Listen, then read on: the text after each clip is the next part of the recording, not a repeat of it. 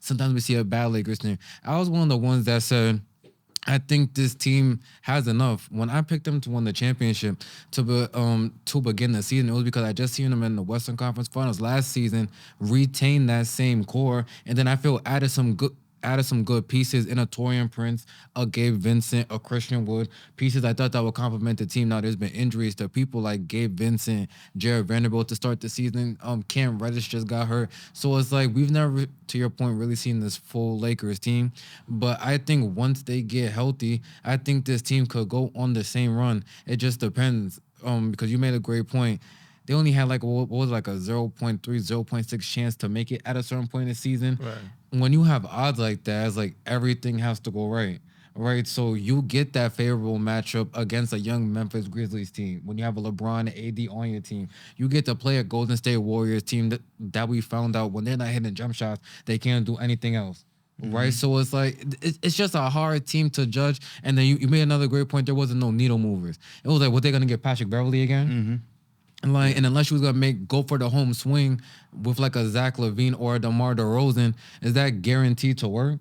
Another person you're bringing that wants the ball, that's taking out LeBron's hand. Yeah, strictly gotta figure it out. Right, and LeBron wants it. And a lot of things with these big trades you make in the middle of the season, you got to find that continuity. We seen it with the Los Angeles Clippers. They made the trade, and when they first got there, it was just like, what the fuck? Like, they didn't know what to do. And then once they continue to keep practicing together and find out each other as human beings, it was like now they're playing well. But that takes time. And that's why you like to have your full training camp. You have the preseason. You go through all 82 games, so you just do have that continuity. Just doesn't always go like that. So we're just gonna have to wait and see. I firmly believe that at worst, this will be a play-in team, and I feel at best they could be like a 6 or 5 seed. I just don't feel with LeBron. I feel still being the number one option is just gonna secure you a top 4 seed anymore. Okay. He's gonna need a lot of help. Now that's not saying LeBron is declining, but it's just like a LeBron 30 from now compared to a LeBron 30 from the Miami Heat is just different. Like one literally is affecting the whole game. One is like that might get you through the first 3 quarters, but then it's like he's gassed. Yeah, I definitely do believe that. It's not like a full game changer to where LeBron James really could just dictate the whole game. Now, that's rare now. Like that's rare that you're gonna get a game like that. And so now it's like he's probably gonna have like a 50-point triple-double for really him to just affect the game like that. D'Angelo Russell, someone that, we've talked a lot about, posted him a clip on Instagram. He definitely seen it. And ever since then, though, he's been cooking. So I'm not saying we get any credit for that. Nah, we take all credit. Yo, D-Lo, you owe us, man. I guess it's just a coincidence, but he is the X factor. I love Austin Reeves, but he's the 4th best player on the team. He's not running D'Angelo Russell. I don't care what nobody says. Okay. But I see from D'Angelo Russell how he can affect the game in multiple ways. I just think he's better because, and you brought this up, Austin Reeves isn't really a playmaker. He could do it, but that's not his go-to, and he's not a defender. So it's like if he's not scoring a lot of times, he can't affect the game in any other way. D'Angelo Russell, if he's not scoring, at least he can still make his teammates better, right? Set up AD and LeBron for those easier looks. I see in transition now, he lets you do that same move where he just bounces it to LeBron, and then he just done. I guess that's their new thing now. He can affect the game in a lot of ways. He's the X factor. When the playoffs come around, if we make it in, he's going to have to be the clear-cut 3rd best player on his team.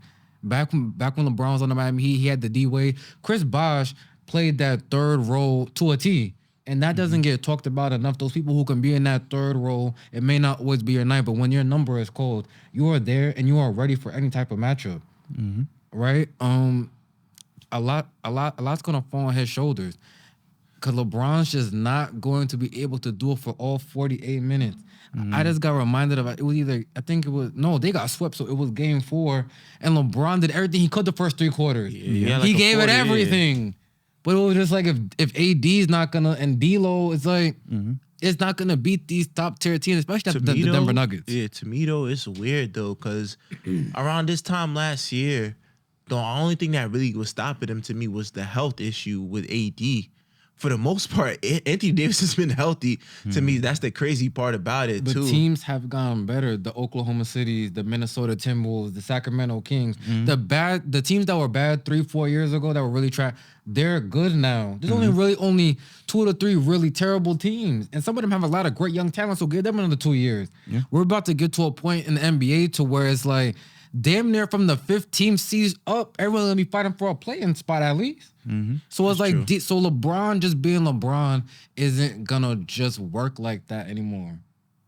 It's sad to say, but he's going to need a lot of help. He needs that all NBA type of second scorer. He's gonna need the bench to step up.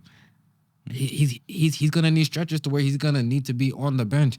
And I see a lot of times when LeBron goes to the bench on these Lakers team, they let these teams go on runs I've never seen before. Yeah, that's true. Definitely in the Denver game, I noticed that too. Like it's just To a that point can't happen. And just like miss assignments too. And that's the thing too. I feel like LeBron is like a player's coach on the court, so he holds accountable. He might be the best defensively, but he still has that effort and has the IQ on where passes are going or what type of plays that teams are running to where you look at least better than what you are defensively. But when he goes to the bench, I feel like it's just a lack of communication. Darvin Ham is just really just sitting there and just like just go out and play. Just figure it out. I feel like Darvin Ham's letting players figure it out on the fly rather than really coaching. And that's not no knock on Darvin Ham, but it's just something that I just seen throughout the season to where, you see a guy like Tom Thibodeau, he's yelling at guys. He's like, yo, you have to be in this spot right here. Ice him off. Like, get ready for the screen. Screen's coming. Darvin Ham is just letting his players just go out there and just like figure it out to me. And you just made, I'm gonna let you go, but that is you made a great point because someone like a Tom Thibodeau, if you're not playing defense, you'll never see the floor ever. Yes. Evan Fournier's been buried on the bench for 16 years because he's not gonna play no defense. You're not playing. I don't care if we're up 30 against and fucking Giannis is guarding you. You just will not play. So you made a great point. Go ahead, Jerry. Yeah, and I even watched the D'Angelo Russell podcast with AD. Like AD even said it himself. Like the biggest discrepancy is defense, and he kind of wants to play his way.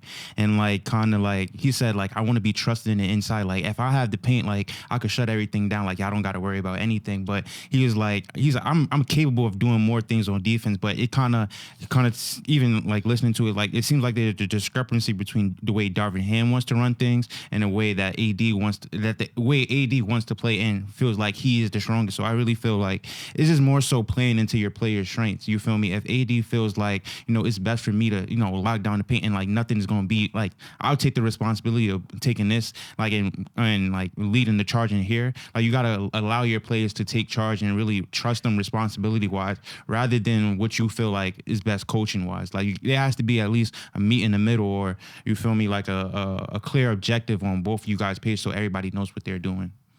Right. So I'll be very interested to see how the Lakers fare, post trade deadline now. The All-Star break is about to come on, so they will have a little break for some of these players who's injured to try to get back healthy.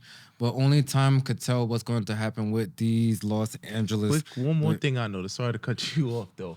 Like it's kind of like deja vu because you remember last year, like after the trade deadline, how they played the New Orleans Pelicans with these new additions. And how they went on that run and like how they spanked them too. I kind of feel like that was the turning point of their season. You think like this could be like the same thing, like because it's literally like the same shit to me. Like it literally like I'm looking at it, I'm like, yo, this team really played well. Like I just have to see it. Like I'm not gonna push on my chips in now because they beat the New Orleans Pelicans. Like I have to see it consistently. I want to see this team go on a 5-6 game win streak. Okay. Not a 2-game win streak. Like, I know they can do that, but the 5, 6, 7 and really try to like show the 8-2 in the last 10. Right, and really show some of these young teams up top that think that if we match up that they'll clearly beat this Lakers team. You have to show these young dudes that if we get in and we're a 7-8 seed, the Timberwolves, the Oklahoma City, you're not gonna want to see us in a 7-game series. That's true. I feel you. Another thing is Austin Reeves, man. You got to get better, bro, on defense, bro. I'm sorry, bro. This nigga right here will play better.